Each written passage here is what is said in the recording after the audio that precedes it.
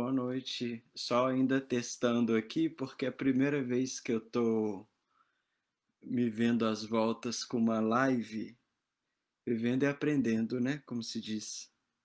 Espero que todos estejam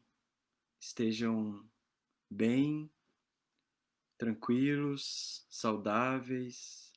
Bem, então vamos iniciar essa live. Eu vou convidar todos a fazerem comigo uma breve prece para que a gente possa iniciar esse bate-papo de uma maneira mais sintonizada com a espiritualidade. Senhor Jesus, mestre amigo, queridos amigos espirituais de todas as horas, em teu nome iniciamos uma reunião virtual de estudos do nosso Instituto de Difusão Espírita, rogando a Ti que a sua paz, a sua intuição e o seu amor nos visitem os corações para que possamos estar em sintonia com essa doutrina que nos esclarece, que nos consola e que nos liberta das dificuldades que nós trazemos conosco mesmos. Que a tua paz e a tua luz permaneçam conosco, assim seja. Bom, pessoal, em primeiro lugar eu gostaria de agradecer imensamente pela diretoria do ID, pela oportunidade, pelo convite de compartilhar aqui com vocês a minha experiência enquanto espírita aqui na Bélgica, participando do movimento espírita aqui. Inicialmente, eu gostaria de, de começar falando que eu não estou aqui falando em nome oficial do movimento espírita belga, de algum centro espírita belga ou mesmo da Federação Espírita. Eu estou aqui falando em meu nome como um colaborador do IT, como alguém que está participando aqui. Então, eu vou apresentar algumas observações iniciais e daqui a pouco eu vou deixar que vocês façam perguntas, caso vocês queiram fazer, sobre o movimento espírita aqui. Bom,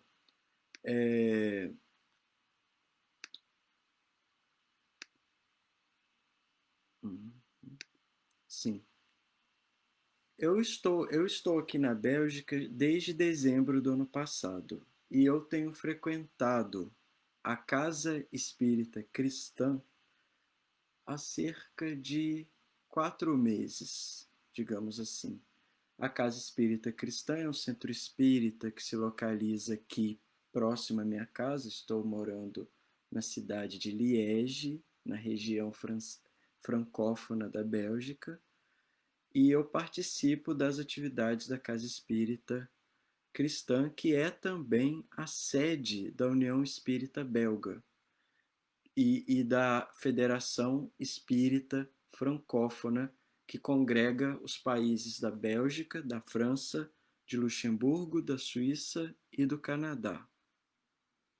Quando eu cheguei aqui, eu me fazia a seguinte pergunta: será que o movimento espírita é um movimento brasileiro? Nós sabemos que a doutrina espírita ela surgiu no contexto francês do século XIX, mas que houve um grande desenvolvimento histórico, uma grande contribuição no movimento espírita brasileiro, tanto do ponto de vista bibliográfico, né? Nós sabemos que aos livros iniciais da doutrina espírita, publicados em francês na França, a obra de Kardec particularmente, nós tivemos ao longo do século passado um grande impulso da produção mediúnica feita no Brasil, né? Feita principalmente através da mediunidade de Francisco Cândido Xavier, de Valdo Franco e outros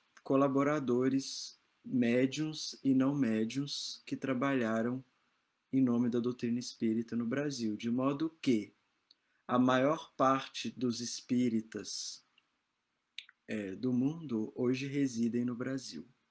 Então, quando eu cheguei aqui na Bélgica, eu me perguntava se haveria um movimento espírita aqui ainda, né? Se haveria um movimento espírita aqui, se esse movimento espírita era um movimento refundado por brasileiros. Nós sabemos que muitos centros espíritas na Europa, nos Estados Unidos, na Ásia, foram fundados por brasileiros. E como que eram as práticas aqui? Para minha surpresa, eu descobri que o movimento espírita belga é um movimento autóctone. O que isso significa? Significa que o movimento espírita aqui começou à época de Kardec e praticamente ininterruptamente continuou suas práticas por aqui. O que significa que o movimento espírita aqui na Bélgica tem uma coloração própria e uma identidade própria que eu gostaria de compartilhar com vocês, porque eu acho que seria rico para pensarmos a doutrina espírita nessa interface, digamos assim, nesse contato, né? A riqueza, a diferença de práticas, de pontos de vista, de opiniões, de modos de viver a doutrina espírita, pode nos ensinar muito a aprimorar as nossas práticas espíritas no Brasil. Então, o intuito é de, ao nos confrontarmos com os colaboradores espíritas de outro lado do Atlântico, né, daqui na Europa, a gente possa repensar as nossas próprias práticas e melhorar o nosso sistema de prática e de difusão da doutrina espírita no Brasil. Bom, para início de conversa, gostaria de dizer que eu participei, quer dizer, eu tive contato com duas casas espíritas muito diferentes aqui na Bélgica e que foram para mim muito interessantes. Parte dessa experiência eu descrevi e narrei nas crônicas que eu tenho publicado no Jornal do ID, no Ideal, né? O primeiríssimo contato que eu tive foi na, na, numa casa espírita cuja, cuja atividade doutrinária era principalmente o atendimento espiritual de espíritos sofredores através da mediunidade, através do atendimento mediúnico. Então, se foi uma reunião mediúnica aberta, pública, não era um centro espírita pequeno, comparativamente com o Brasil, aqui os centros espíritas são muito pequenos, onde havia 3 médiuns sentados à frente, após uma prece lida, eles então ofereciam mensagens espirituais para aquelas pessoas que estavam ali participando. E eram mensagens que falavam desde aconselhamentos sobre a vida cotidiana, algumas instruções particulares para algumas pessoas, até mensagens dos entes amados desencarnados. Essa prática da mediunidade ligada ao consolo de encarnados, nós sabemos que é uma prática que também existe no Brasil e foi mais praticada em determinado momento do desenvolvimento do espiritismo no nosso país. Mas aqui me parecia mais ostensiva, digamos assim, uma prática mais aberta, né? De modo que a minha impressão foi que aquelas pessoas que ali estavam não eram propriamente espíritas. Então, isso me colocou a questão de pensar se não era o tempo do espiritismo na Bélgica que, diante de um fenômeno espírita mais aberto e mais ostensivo, estivesse ainda em vias de formação de uma comunidade espírita, tal como conhecemos no Brasil. Em seguida, eu fui participar das reuniões da Casa Espírita Cristã, onde eu ainda continuo, que já eram completamente diferentes dessa primeira experiência de atendimento espiritual. Na Casa Espírita Cristã eram cerca de 10 pessoas reunidas às terças-feiras que se dedicavam em cada semana a uma atividade diferente. Então, em uma semana era estudo da, da mediunidade, e eles estavam seguindo uma obra semelhante a uma apostila, semelhante ao nosso A Mediunidade de uma Forma Mais Simples, né, publicada no ID, de uma federativa espírita colombiana, um livro traduzido para o francês, onde se estudava sistematicamente a mediunidade em uma das, das terças-feiras. Na segunda terça-feira era um estudo mais ligado à codificação de Kardec, então, questões tiradas do Livro dos Espíritos e debatidas. Na terça-feira, em geral, era preces, irradiação para os sofredores. Então, o dirigente, que é também o presidente da União Espírita Belga, ele colhia e ele colhe nomes de pessoas enfermas, pessoas em sofrimento orgânico ou espiritual ou psicológico. E então nós dedicamos todo aquele tempo para fazer uma prece, uma irradiação, um exercício de meditação durante aquele período.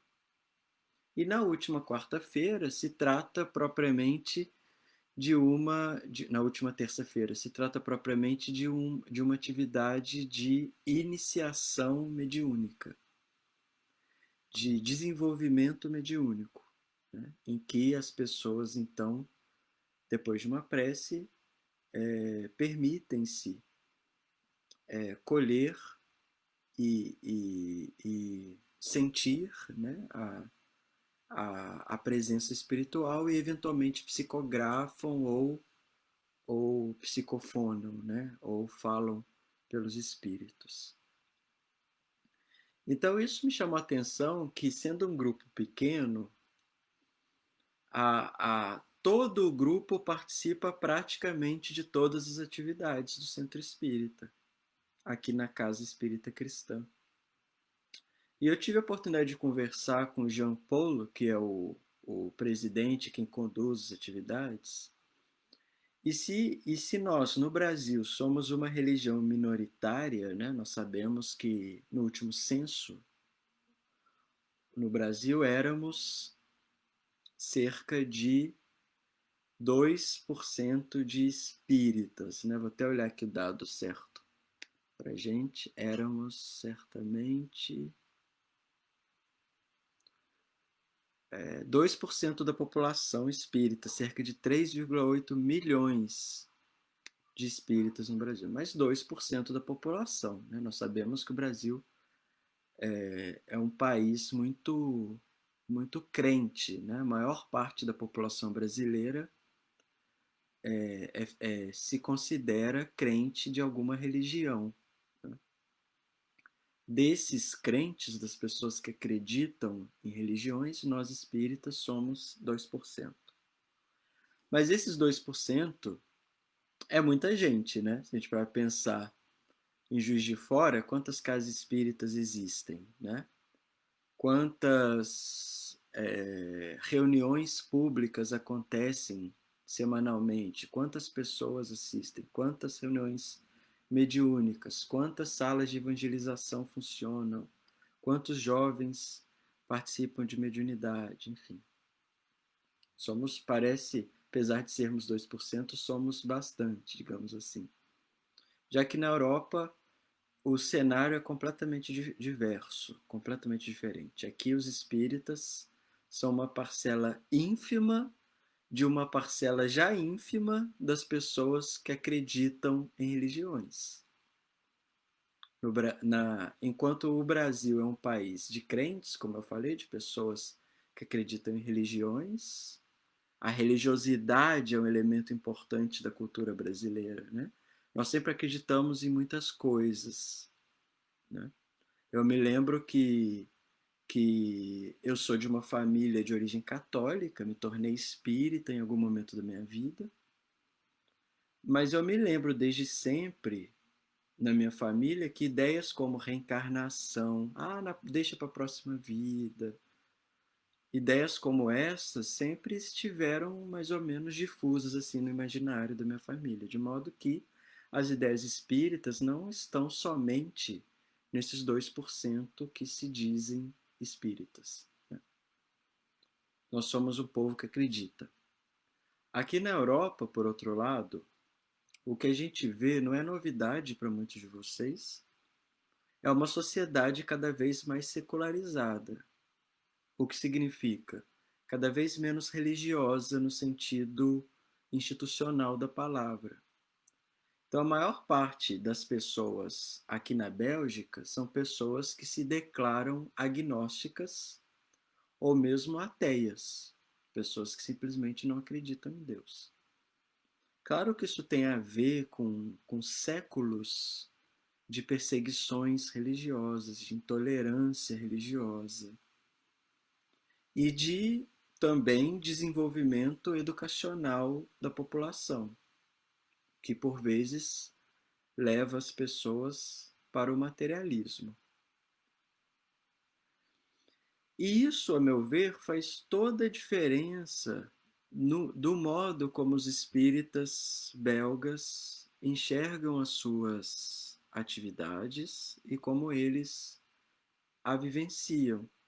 Porque aqui o foco é o estudo da doutrina espírita para fomentar uma espiritualização. O meu amigo Jean Paul me dizia que se trata de viver uma religiosidade sem religião.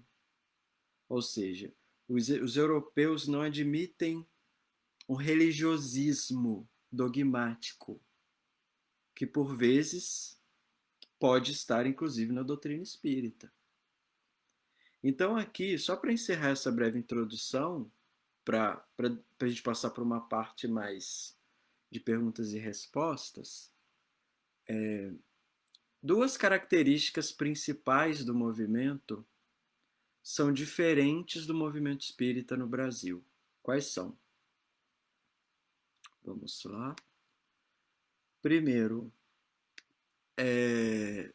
uma ênfase menor na dimensão religiosa do espiritismo, como eu falei agora, ou seja, se trata, como diz meu amigo João Paulo, de uma religiosidade sem religião, ou seja, é um combate ao materialismo, mas não através do discurso religioso. mas através do próprio fenômeno espírita. Então, comparativamente com o Brasil, assim, é claro que o movimento espírita brasileiro também é muito vasto, né? Qualquer tipo de generalização seria um erro grosseiro, do mesmo modo como aqui na Bélgica ou na Europa como toda, uma generalização seria grosseira. Mas a partir desse ponto de vista particular, que é da minha participação aqui em Liege, no movimento espírita, contrastado com a minha experiência particular de espírita no Brasil, em Juiz de Fora, eu poderia dizer que, enquanto o movimento espírita que eu conheço no Brasil é um movimento com uma ênfase religiosa mais expressiva, né? É como se nós brasileiros tocássemos as pessoas pela religião, ao passo que aqui se busca tocar as pessoas pela ciência espírita. Então, a religião espírita é mais afeita à alma do povo brasileiro, digamos assim. Ao passo que a ciência espírita faz mais sentido na perspectiva de um europeu. Então, menos religiosidade, mais ciência espírita. Isso é uma característica. Portanto, a ênfase do racionalismo doutrinário aqui é muito grande. E o segundo ponto, que eu acho que também é diferente, diz respeito e consequência disso a uma maior naturalidade do fenômeno mediúnico, né? Ou seja, o fenômeno mediúnico me pareceu mais corriqueiro dentro das práticas espíritas, dos lugares que eu conheci aqui, evidentemente. Ao passo que no Brasil há espíritas que podem eventualmente frequentar um centro espírita durante muitos anos e jamais terem participado de uma reunião mediúnica.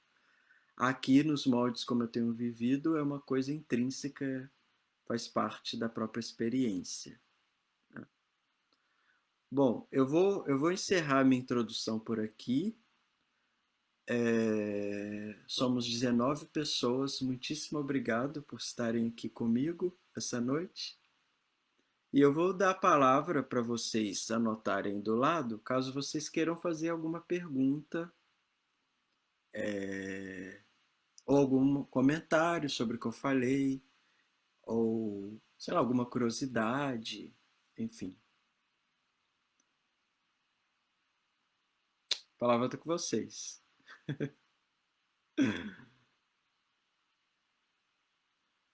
Estou muito feliz de ver Jussara, a minha mãe está aqui, Alessandra, Miriam, as pessoas que me comentaram aqui. Vocês teriam alguma pergunta?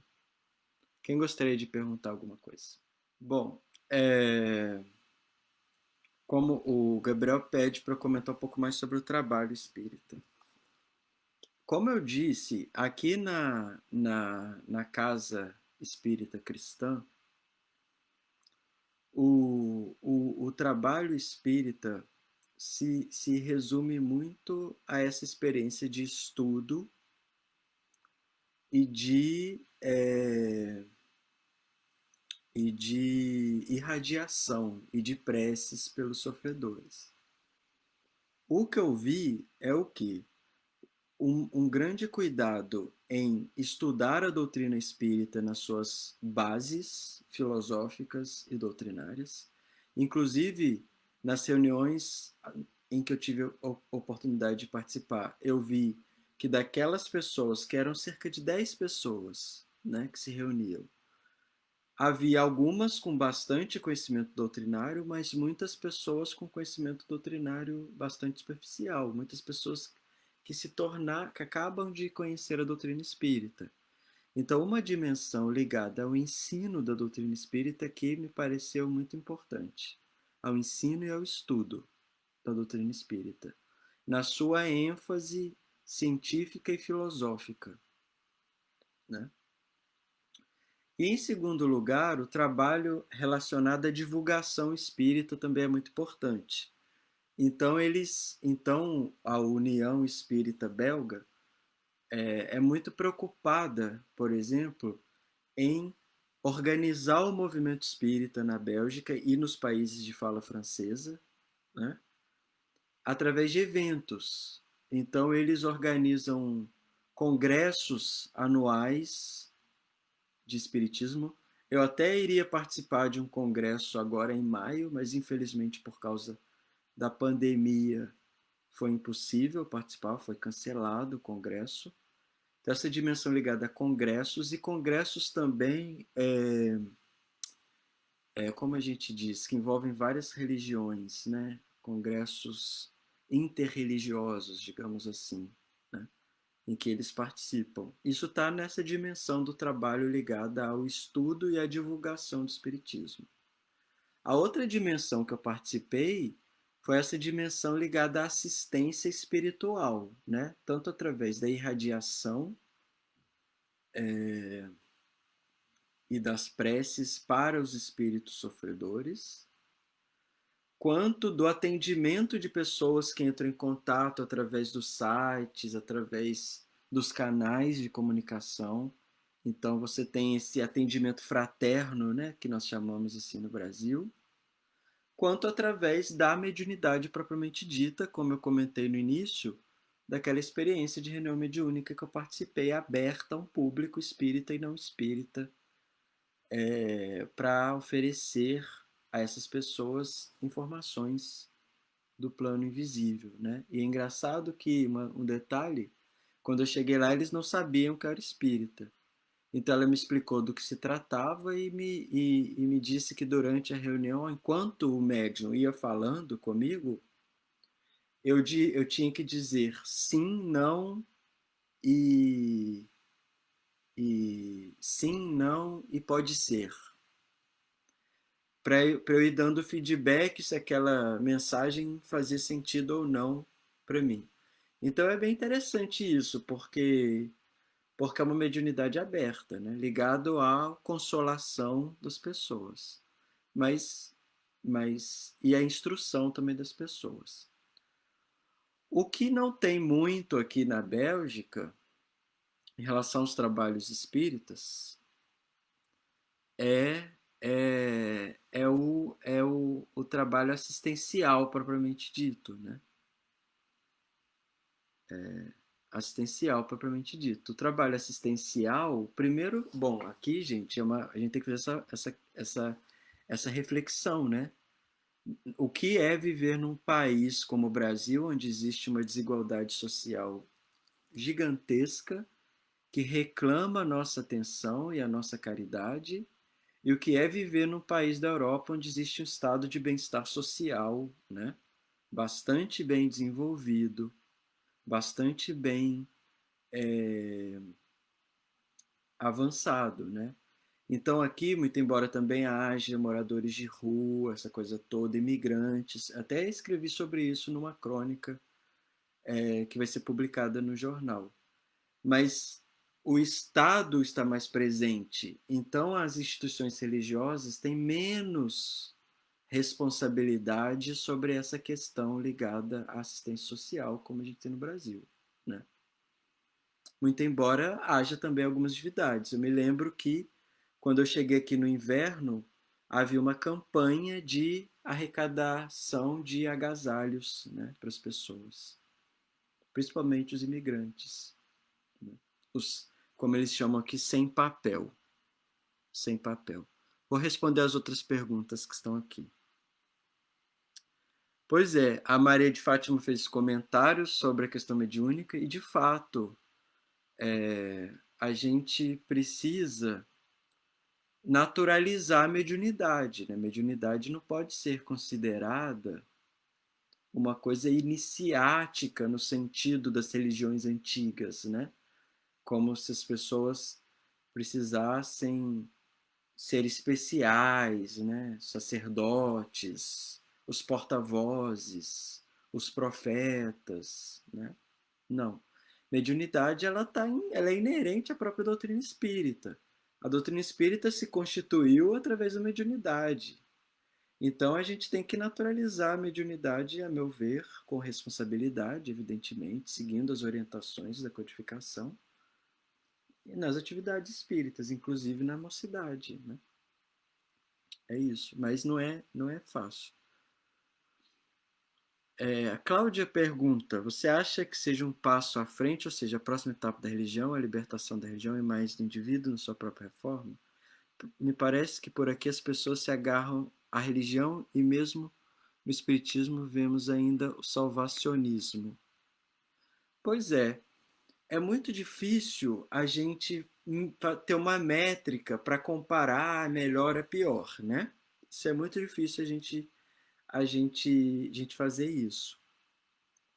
O que a gente pode dizer é o seguinte: eu acho, no meu entendimento, a doutrina espírita, enquanto filosofia religiosa e ciência das relações entre encarnados e desencarnados, enquanto proposta ética para a nossa vida, ela é ela é única.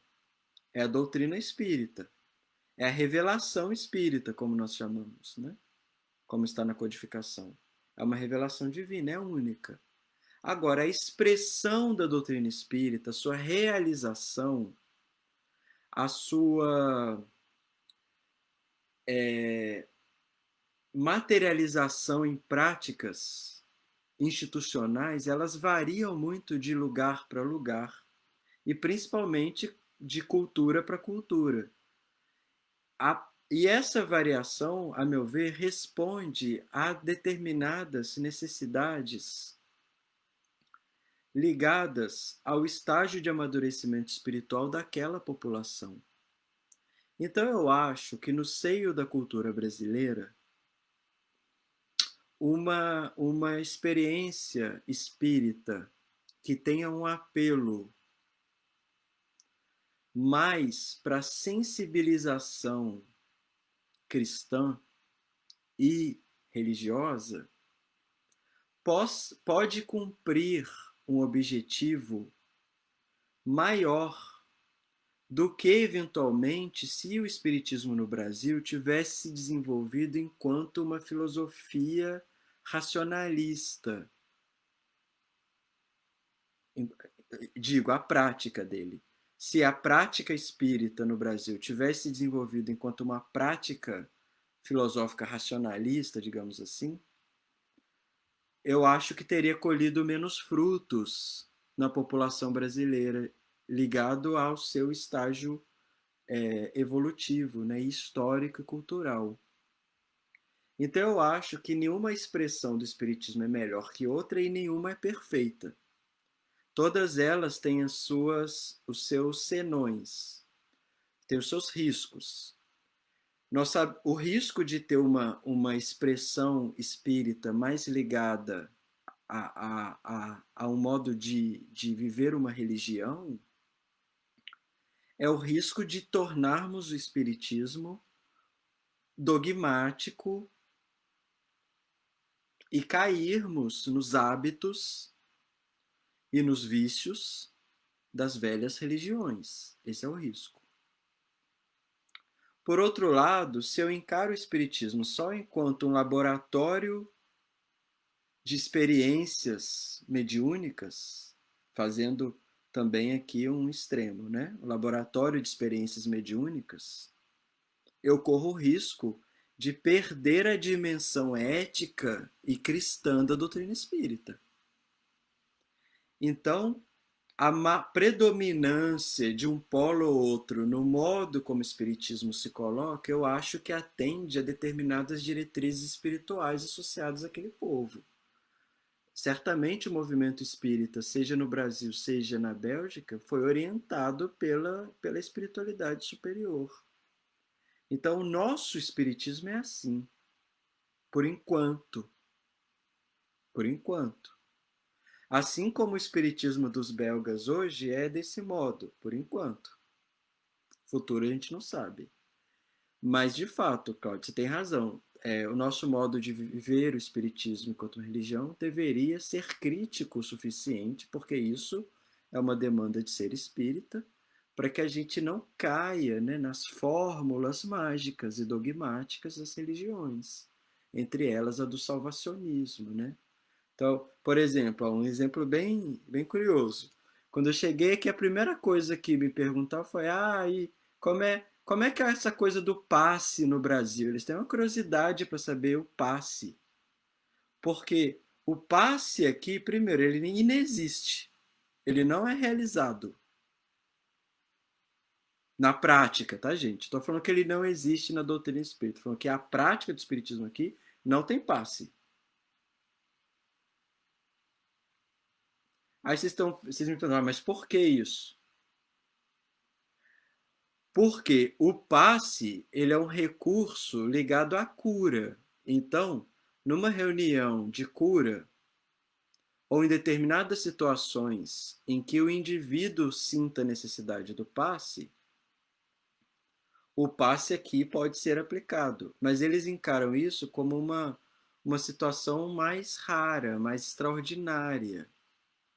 Ao passo que, infelizmente, no Brasil, por vezes, o passe é encarado como uma coisa mágica, né? Quando você vai no centro espírita, já assisti minha palestra, já tomei meu passe. Ou seja, não há reflexão, né? Não há compreensão do próprio mecanismo do passe e da sua utilidade.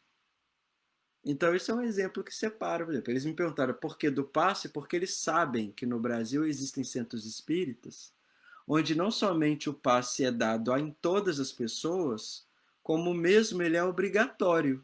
Eu falo isso de conhecimento próprio, tá, gente? Porque eu frequentei centro espírita no estado de São Paulo, onde o passe era obrigatório, por exemplo. Isso é uma coisa ligada a essa perspectiva mágica do espiritismo que a gente convém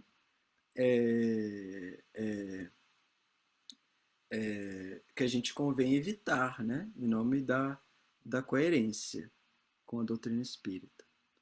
A Jussara me perguntou se eu tive acesso a livros em francês. Tive e tenho. E já que você me fez essa pergunta, eu vou aproveitar para falar uma coisa.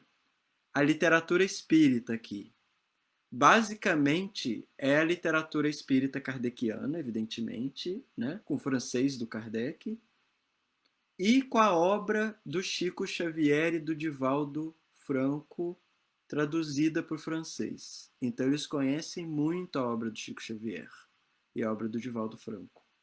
E eles sabem da importância do movimento espírita brasileiro. Então, embora o movimento espírita belga seja autóctone, como eu falei, ele existe desde 1864, quando Kardec esteve aqui. Há uma mensagem na Revista Espírita que o Kardec comenta da visita que ele fez aos centros espíritas belga. Mas, hoje em dia, o movimento espírita brasileiro influencia bastante, do ponto de vista da literatura, o movimento espírita aqui na França e eu creio no mundo inteiro, né? Então, eventualmente, eles leem as obras do Chico, né? Principalmente obras de mensagens, eles leem as obras de mensagem e traduzidas para o francês, né? Eventualmente eles acometem alguns erros de tradução, assim, principalmente nomes, né? Tive a oportunidade de comentar isso com eles. E, bom, que vim aqui com um pouco de francês, não muito francês, mas um pouco de francês, tenho que me ver às voltas aí para participar do movimento espírita em francês, né? Curioso, é interessante também.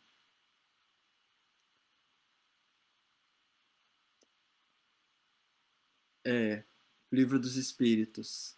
Mas o francês, Jussara, o francês de Kardec, ele é um francês diferente do francês falado hoje, né?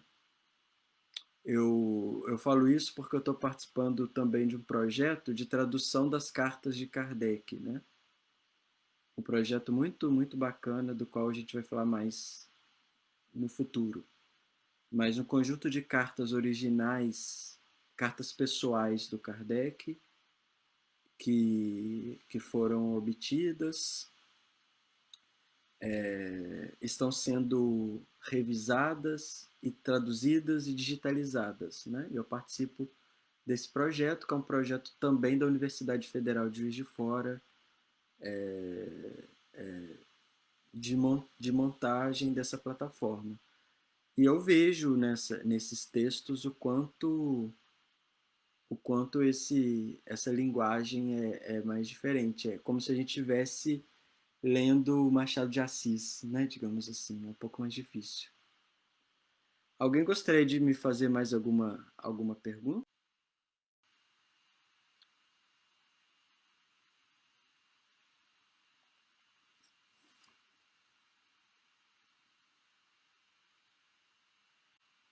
Bem, pessoal, voltei, desculpem, mas infelizmente deu uma travada da internet aqui. A internet aqui realmente é muito ruim, mas espero que ainda estejam aí.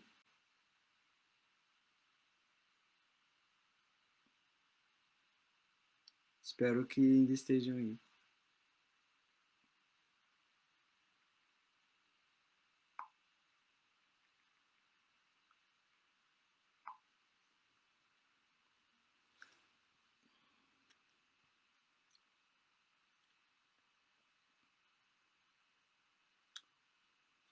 Bem, pessoal, infelizmente deu uma travada, vou repetindo aqui, enquanto o pessoal tá, tá voltando. A internet aqui realmente é muito ruim, então passou 40 minutos, não deu conta da live.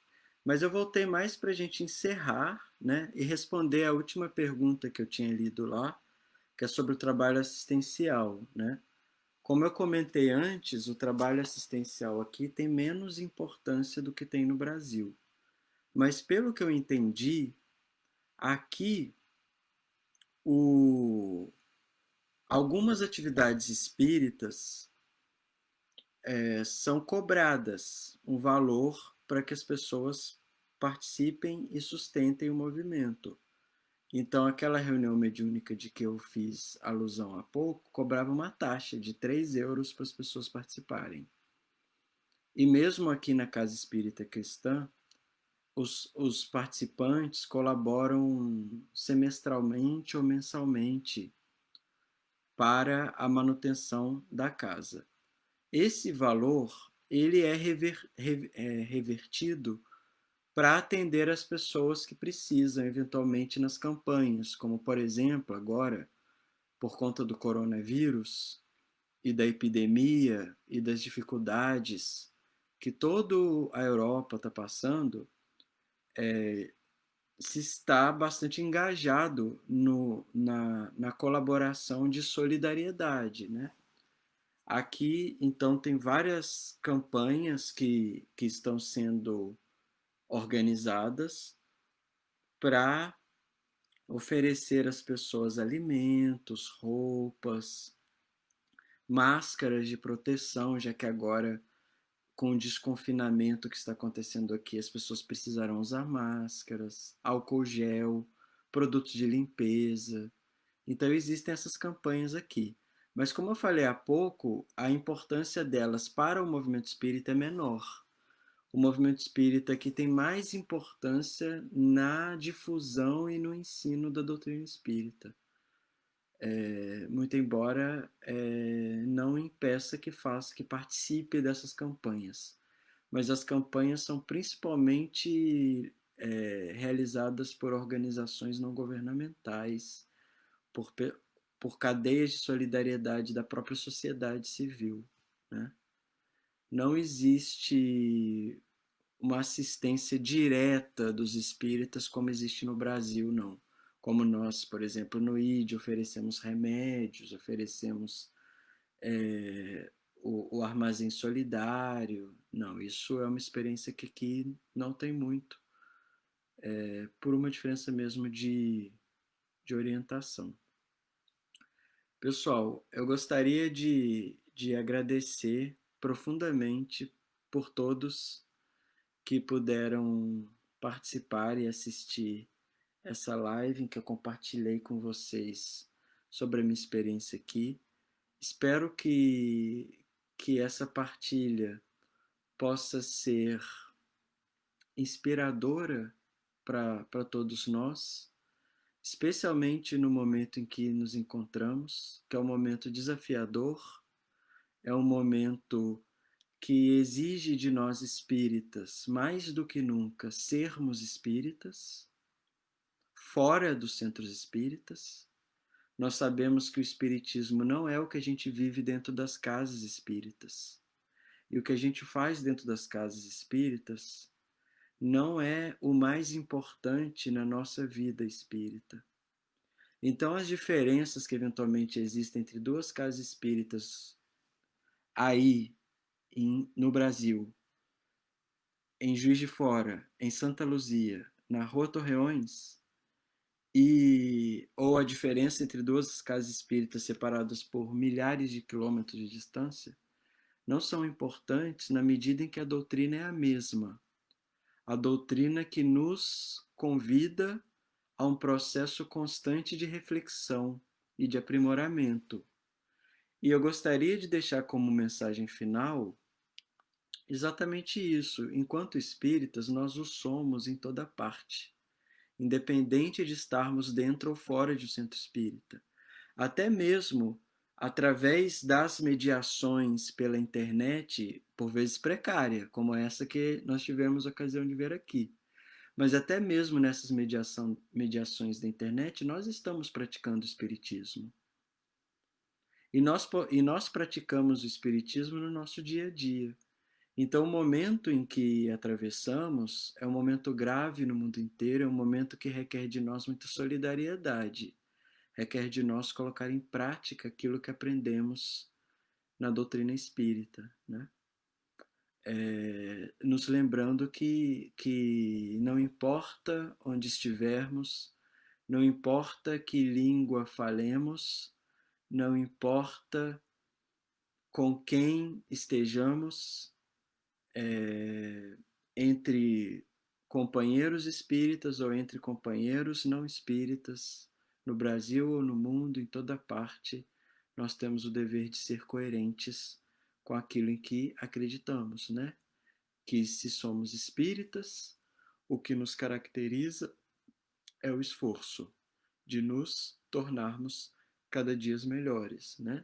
O esforço de vencermos as nossas más tendências, as nossas dificuldades. Então, eu vou encerrar por aqui o nosso estudo,